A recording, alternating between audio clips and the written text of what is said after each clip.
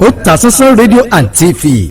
Ẹlẹ́ tí a tún mú wá fún yín yìí, ó náà ni ìròyìn tó jáde wípé àwọn agbébọn tí wọ́n jí àwọn arìnrìn-àjò tí wọ́n ń bọ̀ láti ìlú Kaduna sí ìlú Abuja tí wọ́n jí wọn gbé ní ọjọ́ 22 oṣù kẹta ọdún tí a wà yìí, wípé wọ́n tún ti fi àwọn 7 míì sílẹ̀ ní ọjọ́ 10 oṣù kẹjọ ọdún tí a wà yìí. Ìròyìn náà ó dùn mọ́ni nínú torí pé ohun tí àwọn ọmọ Nàìjíríà ń fẹ́ òun náà ni kí àwọn ènìyàn yìí kí wọ́n tú àwọn ènìyàn tí wọ́n jí gbé sílẹ̀, ṣùgbọ́n wọ́n ń ṣe díẹ̀díẹ̀ ní àwọn 7 míì òun la tún gbọ́ tí wọ́n fi sílẹ̀.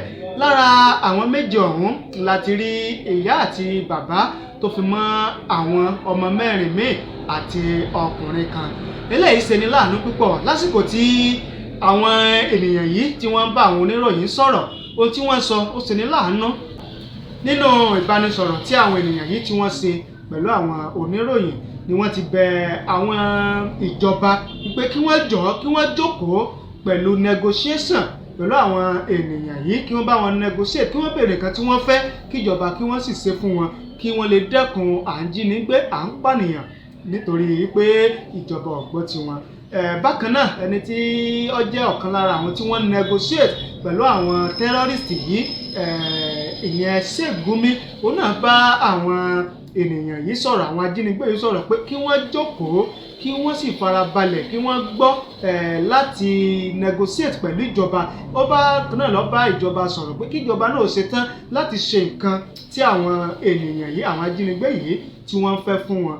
Ẹ jẹ́ farabalẹ̀. There is no bound for negotiations. 65 of us boarded March 28, 2022. We boarded the train, a federal government train. For goodness sake, what does it take the federal government to negotiate, to sit with these people, find out their grievances? They have innocent people, hardworking people, men who have left their children, they have left their wives for over 135 days. There are people there stranded. They don't have any means.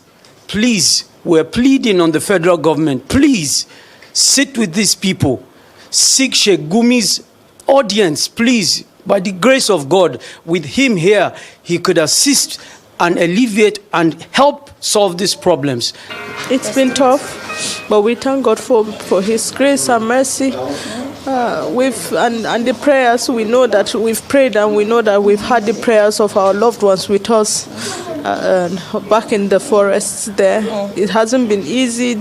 Everyone has been sick. I came back with my daughter sick because there has not been medication. She hasn't been responding to treatment that from the medications they've given. But we thank God for mercy and grace. And we. Òun náà ni a ti gbọ́ yẹn.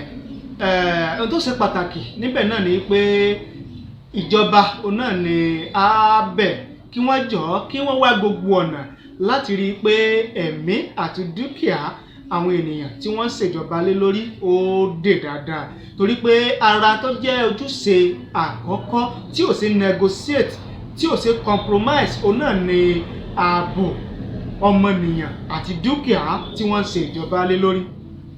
Ohun tó ṣe pàtàkì ni very very important tó yẹ pé kò sí tá a lè fi bò lójú. Ohun tó jẹ́ number 1 ni kí ìjọba kí wọ́n pèsè ààbò tó péye fún àwọn ènìyàn tí wọ́n ń ṣèjọba lé lórí àti dúkìá tó bá wà ní ìlú tí wọ́n ti ń ṣèjọba. Tí ìjọba bá ti fail, tí ìjọba bá ti kùnà láti pèsè ààbò tó péye fún àwọn ènìyàn tí wọ́n ń ṣèjọba lé lórí, ìjọba bẹ́ẹ̀ ti fail. Díre tí a fi ń pe ìjọba kí wọ́n jọ̀ọ́ kí wọ́n wá gbogbo ọ̀nà láti rí i pé ẹ̀mí àti dúkìá àwọn ènìyàn wa ó safe. For God's sake, nígbà tí èèyàn bá sọ pé òun wọ ọkọ̀ ojú irin tí ìjọba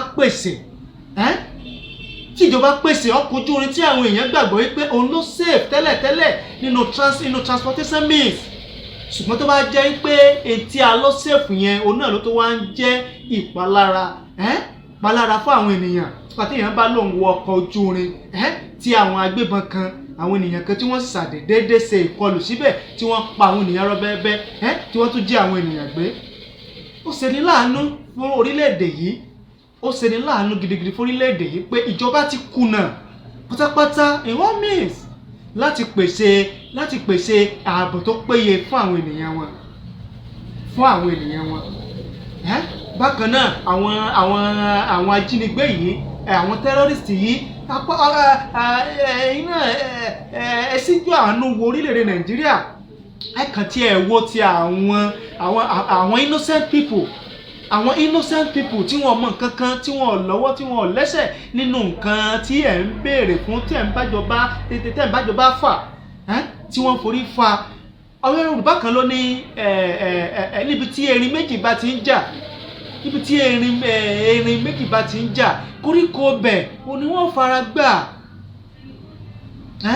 koríko bẹ̀ òní wọ́n fara gbà àwọn ènìyàn tí wọ́n mọwọ́ tí wọ́n mẹsẹ̀ òní wọ́n forí fa nínú fanfa àti terrorist àtijọba la fi ń bẹ àwọn terrorist náà kí wọ́n jókòó round table pẹ̀lú federal government tí wọ́n bá ṣetán láti bẹ̀rẹ̀ tí wọ́n fẹ́ àti bẹ̀rẹ̀ ìjọba náà kí ìjọba náà kí wọ́n pèsè nǹkan táwọn èyí fẹ́ kógun lè mí lórí Nàìjíríà lágbára Ọlọ́run